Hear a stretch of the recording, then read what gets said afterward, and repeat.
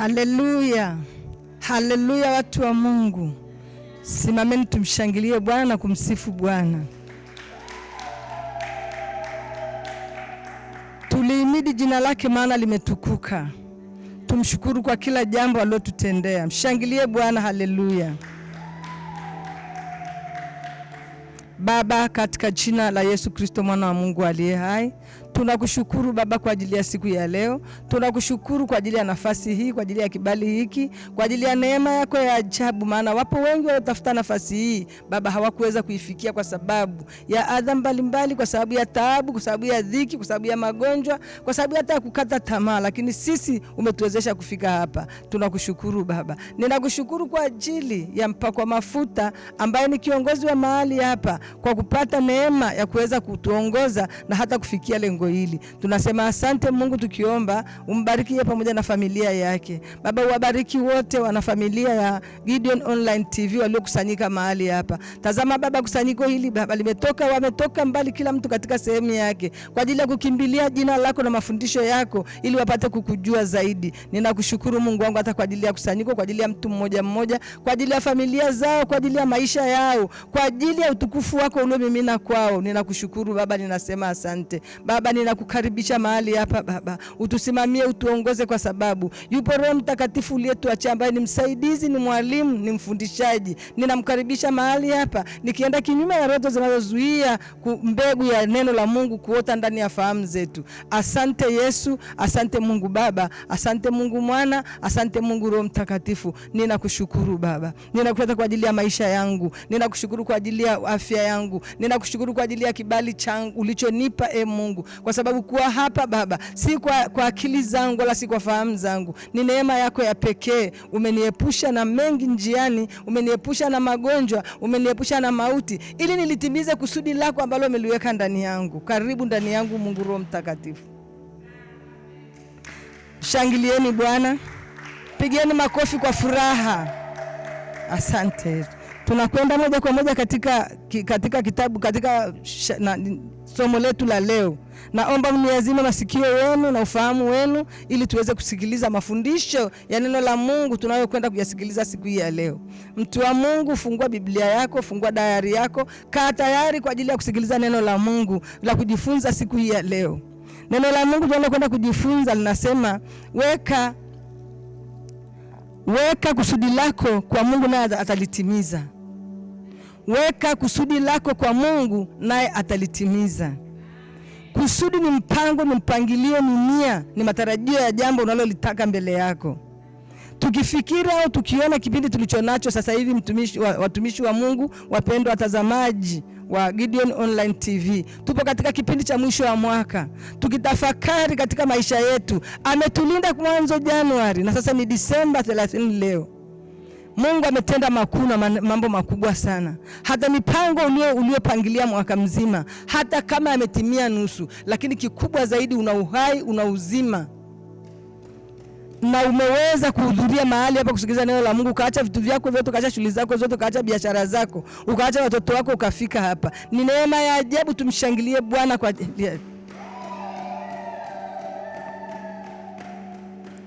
kusudi hilo ulilojiwekea, ukaliwekea Mungu. Ila kila mtu aliyeko mahali hapa anakumbuka mwaka mzima amepita wapi, mwaka mzima amekutana na nini, mwaka mzima amekutana na furaha gani, mwaka mzima amekutana na magumu gani, mwaka mzima amekutana na baraka zipi alizoandamana na maisha yake, ni hasara gani iliyoandamana na maisha yake, na kwa nini yale malengo aliyoweka mwaka jana hayakutimia. Pengine ulipanga nitanunua gari, pengine ulipanga nitajenga nyumba, pengine ulipanga nitaoa, lakini umefika mwezi wa 12 sasa huu unaisha, hujaoa, hujanunua gari. Kwa nini? Mtu wa Mungu, upashu kulaumu wala kulalamika, kwa sababu Mungu ni wa majira na nyakati. Lakini hivi tunavyoongea sasa, ninakushauri kwamba weka makusudi lako upya. Mshukuru Mungu kwa ajili ya yale yaliyotimia, mshukuru Mungu kwa ajili ya yale ambayo hakutimia, kwa sababu Mungu ni wa majira na nyakati. Alafu pia nenda mbele za Bwana, weka kusudi lako. Weka kusudi upya. Tazama alivyokulinda. Umemlipa nini mtu wa Mungu? Una nini cha kumpa Mungu? Amekulinda mwaka mzima, hujazikwa kama wengine. hujazika kama wengine, hujapata hasara yoyote, hujalazwa hata hospitali, na kama ulilazwa ulitoka, ilikuwa ni darasa alikuwa anakufundisha. Sasa basi umefika mwezi wa 12, upo hai, unapumua, una uwezo wa kumsikiliza neno la Mungu. Unamwekea nadhiri gani Mungu? Unamwambia nini? Unamshukuruje baba yako? Unamwambia aanze kufanya nini katika maisha yako? Usiwe mtu wa kulalamika, mtu wa Mungu. Usiwe mtu wa kunung'unika, uwe mtu wa kushukuru, ndipo atatendwa makubwa zaidi na njia zako zitanyooka. Tuende kwenye maandiko matakatifu ya Mungu, tuone jinsi Mungu anavyotuongoza katika kuweka malengo yetu. Mtu wa Mungu, naomba usome kitabu cha Ayubu aya ya 22, tunaanza mstari wa 28 mpaka 30. Nami nasoma kwa msaada wa Bwana. Nawe utakusudia neno nalo litathibitika kwako, na mwanga utaziangazia njia zako. Hapo watakapo kuangusha utasema, kuna kuinuka tena, naye mnyenyekevu wa Mungu atamuokoa. Haleluya! Mshangilie Mungu, mtu wa Mungu. Mpenzi mtazamaji wa Gideon Online TV, neno la Mungu linatuambia wewe utakusudia. Mungu anatuambia yeye mwenyewe utakusudia. Kumbe basi baraka zinazozitaka, kumbe basi mafanikio unayoyataka, kumbe basi neema unayoitaka, pasipo kukusudia kwa Mungu hatakupa. Na ni sambamba na wazazi wa kimwili. Sisi wazazi wa kimwili, mtoto akana haja kuomba, baba naomba shati la shule, baba naomba shati jipya, baba naomba kiatu, huwezi kukumbuka kumpa. Na pili, hata akikuomba yule mtoto kila siku anakwambia baba nipe shati la shule, baba nipe shati la shule, hutampa. Unyenyekevu unatakiwa, jinsi ya kwenda kwa baba yako kumuomba kile unachohitaji. Anasema utakusudia nalo litatimiliza. Yaani Mungu anaangalia, au baba yetu wa mbinguni, au Mungu wa majeshi anaangalia umemuomba nini, umeweka malengo gani, umeweka kusudio gani kwake. Je, unampendaje? Unamtumikiaje? Unatembeaje katika njia zake? Unatembeaje katika sheria yake? Unatembeaje katika kumpenda? Huwezi kumuomba, huwezi kuweka maombi yako mbele yake akashuka akaetimiza pasipo unyenyekevu wako. Unyenyekevu ni njia ya kukuunganisha wewe na Mungu, ni mawasiliano yako na Mungu, ili uweze kupeleka hoja zako za msingi. Mshangilie Bwana, mtu wa Mungu. Kwa maana hata tukitazama, neno la Mungu linasema ndege wanaofanana huruka pamoja. Sasa kama wewe hujajiambatanisha na Mungu, kama wewe njia zako hazimpendezi Mungu, atakusikilizaje? Kupitia wapi akupe baraka ulizomuomba? Kwa hiyo jiandae, mtu wa Mungu. Huu ni mwisho wa mwaka, hii ni Disemba, tunaendea 2026 na tunatamani tuvuke kwa kishindo, na kwa neema ya Mungu na kwa imani tulionayo tutavuka kwa kishindo. Kama mimi na wewe, mtu wa Mungu, tulifanya makosa mwaka jana, tuliamua kwa akili zetu, tukampangia Mungu kwa akili zetu, mwaka huu rudi umgeukie Bwana. Nenda kwa Bwana, mpe hoja zako, mpe kusudi lako. Mungu wangu, pamoja na kukutumikia huku, Mungu wangu, ninatubu makosa niliyokosa mwaka jana. Nilitumia akili zangu, niliwategemea wanadamu, nikakuacha wewe, nikatazama mume, nikatazama mke, nikatazama watoto, ndio maana sikufanikiwa, kwa sababu kusudi langu sikuweka kwako. Rudi, mtu wa Mungu. Sasa mtu wa kwanza wa kumtegemea kuweka kusudi lake kwake ni Mungu peke yake. Mungu peke yake anayeweza kurarua na kushona. Mungu peke yake anaweza kudhili na kuinua. Mungu peke yake anaweza kubariki na kulaani. Mungu peke yake anaweza kuua na kufufua. Hakuna mwingine ulimwengu mzima, mbinguni na duniani, hakuna shahidi mwingine kama yeye. Hakuna Mungu anaweza kukuvumilia wewe na mimi kiasi hicho. Hakuna anaweza kutupenda mimi na wewe kiasi hicho. Kwa makosa tunayomtendea kila saa, kila wakati tunaanguka. Lakini sasa kama unapokwenda kuweka malengo yako ya mwaka 2026, mtu wa Mungu, ninakushauri hivi. Sasa rudi kwa Bwana, nyenyekea, mpende Mungu, mtumikie Mungu, okoka kikweli.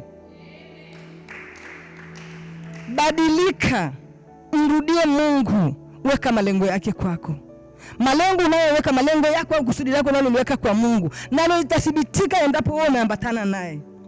Na litathibitika kutokana na uaminifu wako kwake. Naye ataiondoa ile nadhiri ambayo anakumbuka kwamba mwanangu aliniomba mwaka huu anataka awe na nyumba. Amenililia sana, amehudhuria ibada, ameniomba, amefunga, ameomba, ametoa sadaka, amejitolea kwa muda wake. Embu niangalie ile hitaji lake, niondoe ile nadhiri aliyoweka, nimbariki kwa yale aliyoomba. Ndio maana hapa anakuambia nawe utakusudia neno, nalo litathibitika kwako, na mwanga utaziangazia njia zako. Mshangilie Bwana, mtu wa Mungu. Kumbe basi tumegundua hapa kwamba kama huku kusudia jambo, Mungu hatathibitika. Hawezi kuthibitika katika lile jambo. Kwa hiyo tunajifunza hapa neno la Mungu linatana. Neno la Mungu ni kweli na amini, na linatufundisha hapa kwamba utakusudia neno nalo litathibitika, na mwanga utaziangazia njia zako. Hapo utakapoanguka utasema kuna kuinuka tena.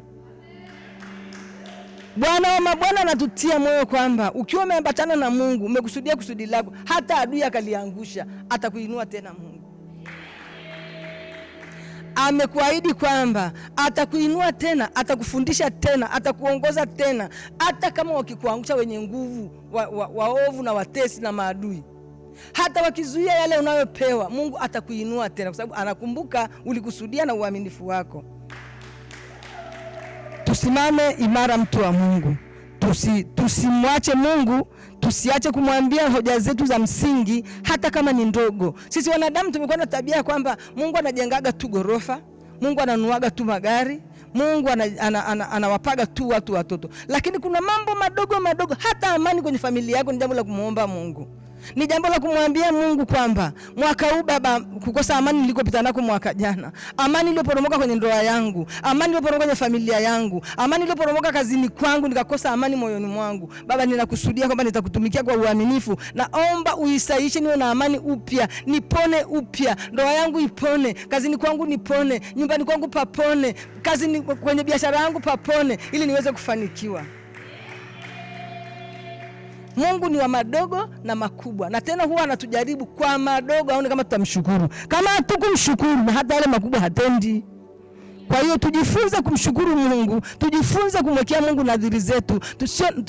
Tumeona hapa kwamba mtu anasema natengua nadhiri yangu. Kumbe alimwambia Mungu, ukinipitisha hapa kwenye interview ili nipate kazi salama, nikapata kazi, nitakushukuru. Si hayo tu, unaweza kumwambia Mungu pia hata amani yangu ikirudi, Baba, hata nikipona kama mwaka mzima sijaugua, Baba nitakutumikia kwa uaminifu, lakini naomba afya yangu ithibitike mwaka mzima, nisilazwe tena hospitali Baba, nisikose tena ada ya watoto, biashara yangu isiumbe tena. Na hiyo ni nadhiri.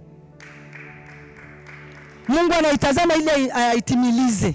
Neno la Mungu, yeye Mungu ni kweli na amini, na yeye ulitazama ili alitimize. Kwa hiyo kutokana ile nadhiri yako anaitimiza, mtu wa Mungu, kwa mwaminifu kwako. Na hapa tulipofika sasa mwisho wa mwaka, tujitahidi kuweka nadhiri zetu kwa Mungu, tujitahidi kuweka kusudi la maisha yetu la mwaka mzima, malengo ya mwaka mzima tukimkabidhi Mungu. Mshangilie Bwana, kwa maana ni Mungu.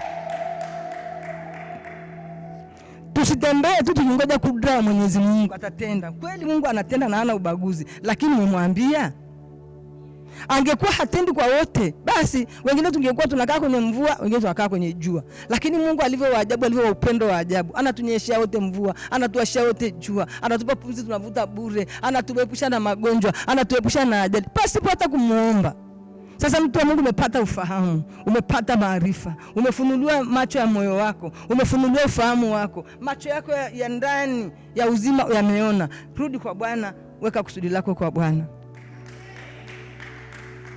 Basi mpendwa mtazamaji wa Gideon Online TV, tuone tena maandiko ya Mungu yanasema nini kwa ajili ya kuweka kusudi lako kwa Mungu. Tufungue kitabu cha Zaburi 66 mstari wa 13, nami nasoma kwa uweza wa Bwana. Neno la Mungu linasema, nitaingia nyumbani mwako na kafara, nitaondoa kwako nadhiri zangu ambazo midomo yangu ilizinena, kinywa changu kikazisema nilipokuwa taabuni. Huyo ni Mungu anasema. Kumbe kama umemuomba, sasa tumejua kwamba tumepata imani, tumepata maarifa kwamba kama ulimkabidhi kusudi lako, kama uliingia nalo kwa maombi, kwa sadaka, kwa kumshukuru, kwa kumtegemea, sio kwenda kwa Mungu nusu na kwenda na wanadamu nusu. Si kwenda nusu kwa waganga, nusu kutambika. Si kwenda mguu mmoja huko nje, mguu mmoja huko ndani. Ulisimama, ulipata neema ya kusimama kwa miguu miwili kwake. Leo anakuambia kwamba nitaingia nyumbani mwako na kafara. Kafara anayozungumzia Mungu hapa sio kafara ile ya mbuzi kule kwenye upande wa pili. Ni kafara ya Mungu. Maneno ya Mungu ni kafara pia. Maana maneno ya Mungu, jina la Yesu Kristo likitumika, linavunja mapingo yote, linavunja sadaka hizo zilizotolewa, linaharibu nira zote, linafuta waraka ulioandikwa. Anakuambia ataingia kwako kwa kafara, nyumbani kwako kwa kafara. Atakapoingia kwa kafara, ataondoa kwako nadhiri zake. Kwa hiyo zile nadhiri ulizokuwa umeziweka, ulizokuwa umemuomba yeye Mungu, atazithibitisha kwa sababu ya uaminifu wako. Nawe utamuona, nawe utamkubali, na wewe utaona ukuu wake na uweza wake. Kabla hayo yote basi, kabla Mungu hajakutimizia haya, hajaingia kwako kwa kafara, analithibitisha lile neno ambalo umemuomba. Nao uwe mwaminifu kwake, nao umheshimu, nao umkubali. Kwa sababu tunaweza kuja hapa, tunaweza kukusanyika hapa watu wa Mungu na tukamshukuru Mungu na tukaomba na tukahudhuria ibada, lakini mioyoni mwetu hatuna imani kwamba Mungu yupo. Haleluya. Shangilie Bwana, mtu wa Mungu. Imani yako inatakiwa iwe ufunguo wa kufungua hayo mema ya Mungu. Maana huwezi kwenda nyumbani kwa mtu, au huwezi kwenda ofisini kwa mtu, au huwezi kwenda kumsalimia mtu kama umpendi. Lazima uwe unampenda ndio unasikia moyoni kumsalimia. Sasa kama uamini Mungu yupo, utapokeaje hizo baraka zake? Unatakiwa kwanza utengeneze imani yako. Uamini Mungu yupo, ni baba yangu, ni Bwana na Mwokozi wa maisha yangu. Nimeshamkabidhi ili kusudi langu, ninangoja alitimize. Ninangoja aje aondoe zile aje na kafara zake, kafara za kusafisha ile maovu niliyotenda. Kafara ya Mungu ni ya kusafisha, ni damu ya Yesu. Kafara ya Mungu ni damu ya Yesu ambayo inasafisha mabaya yote, inasafisha maovu yote, inasafisha makosa yote, inasafisha laana, inasafisha mikataba, inasafisha maagano, ili wewe uwe huru, uwe safi. Mungu aachilie kusudi lake juu yako. Pia hapa tunaona sisi tunashindwa tu kupokea mema ya Mungu kwa sababu hakuna mwanadamu ambaye hana kusudi la Mungu hapa duniani. Hakuna mwanadamu ambaye hakuumbwa kwa kusudi lake. Hivyo ulivyo, ujiheshimu na kujithamini, usijikinai. Mungu anakusudi na wewe ukawa jinsi ulivyo. Na Mungu Baba yetu wa mbinguni anajua ni nafasi gani unayofiti wewe. Kwa hiyo hapo ulipo hujawa kwa makosa. Unaweza tu kuwa kwa makosa endapo humwamini. Na kama humwamini ukaona mimi sikustahili kuwa hapa, sikustahili kuwa hapa bwana, sikustahili kuwa mtumishi wa Mungu, basi huna imani na yeye. Wanasema ukisita anakucheua, anakutapika. Akiona umesita, unapigwa na mawimbi, unakwenda kushoto, unakwenda kulia, ujiamini wala uamini kama yupo na kama anaweza kukusimamisha hapo uliposimama.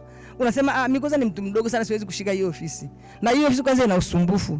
Siwezi mimi. Uwezi, kwani yeye Mungu aliyekuumba haoni? Kwani Mungu ajui akili yako iko namna gani? Kwani Roho Mtakatifu si mwalimu na mpangaji? Roho Mtakatifu si ndiye msaidizi? Roho Mtakatifu si ndiye mfundishaji? Kwa nini unasita, mtu wa Mungu? Na kusita ni dhambi. Kuwa na wasiwasi ni dhambi. Kusita ni dhambi. Kwa hiyo simama pale unapoongozwa kusimama. Kuwa na imani kwamba Baba yako wa mbinguni yupo na anatenda. Na kama hajatenda leo, atatenda kesho. Kama hajatenda asubuhi, anatenda jioni. Kwa hiyo mtu wa Mungu, ondoa tashwishi juu ya Mungu. Mungu hashauriwi, Mungu hahitaji nyongeza, Mungu hahukumiwi, Mungu halaumiwi, kwa sababu yeye ni mwaminifu tangu mwanzo wa dahari hadi mwisho wa dunia. Hakuna mwingine isipokuwa yeye. Mshangilie Mungu. Bwana Yesu asifiwe. Bwana Yesu asifiwe sana. Basi tunamuomba Mungu hata wewe unapokuwa peke yako, maana kuna maombi ya peke yako na maombi ya jumla. Mwambie Mungu akupe neema ya kuweka kusudi lako kwa Mungu pamoja na maombi yako, kwa sababu pasipo neema ya Kristo Yesu hatuwezi. Kwanza hatuwezi kuomba inavyotakiwa. Lazima tumtumie Roho Mtakatifu, tumuombe Roho Mtakatifu. Sasa neno lake Rumi 26 kwamba mimi ni mdhaifu katika kuomba, lakini wewe Roho Mtakatifu mfundishaji ni muombaji ni muombaji na kubeba mzigo usiopimika. Yaani Roho Mtakatifu anatuombea kwa huzuni, kwa mzigo usiopimika. Ndio maana tuko jinsi tulivyo. Hata ndio maana unaweza kuamka asubuhi ukasema Baba yangu nakushukuru. Kama si Roho Mtakatifu usingeweza, kwa sababu kwanza tuna makando mengi. Kwanza tuna uasili ndani yetu. Kwanza tumezaliwa kwa Wakaldayo na Wamoabi sisi. Sasa tungeombaje kama si Roho Mtakatifu? Kwa hiyo basi nakuomba katika hili tulojifunza leo, usiliache hapa mtu wa Mungu libebe na ulifanyie kazi, na umuone kila unapoamka mwambie Mungu, makusudi yangu ni hili Baba. Naomba uniwezeshe kusimama katika njia zako sahihi niweze kutimiza hili kusudi langu. Umwambie Mungu wangu, naomba hata wale wapinzani wanaonipinga Baba, naomba uwaweke kando ili niweze kutimiza kusudi langu. Na Mungu wangu, nimekuomba utimize ili kusudi langu. Hata wale marafiki walioko karibu yangu ambao wanaweza kunivuta nyuma, Yesu niepushe nao, kwa sababu peke yangu siwezi. Maana kuna marafiki wema, kuna marafiki wataabishaji. Si kweli watu wa Mungu? Bwana Yesu asifiwe. Shangilie Bwana. Akiruhusu uendelee nao, lazima utavutwa nyuma. Muombe Roho Mtakatifu kusaidia, atakutumia malaika zake. Basi mtu wa Mungu, tusimame tumshukuru Mungu kwa ajili ya neno lake.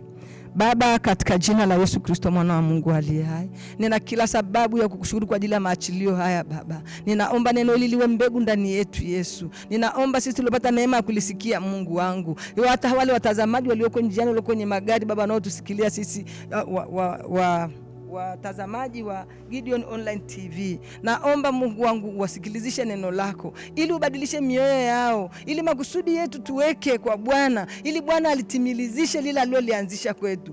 Mungu wa mbingu na nchi, usitupungukie Baba, kwa sababu pasipo uweza wako, pasipo nguvu zako sisi hatuwezi. Mungu wangu, inua na watoto wetu wanaokuwa sasa, wakujue wewe, wajue wewe ndio unaratibisha kila jambo, wakutegemee wewe, walishike agano lako, washike sheria zako Mungu. Ninaomba na kushukuru katika jina la Bwana wetu Yesu Kristo. Amen. Shangilie Bwana.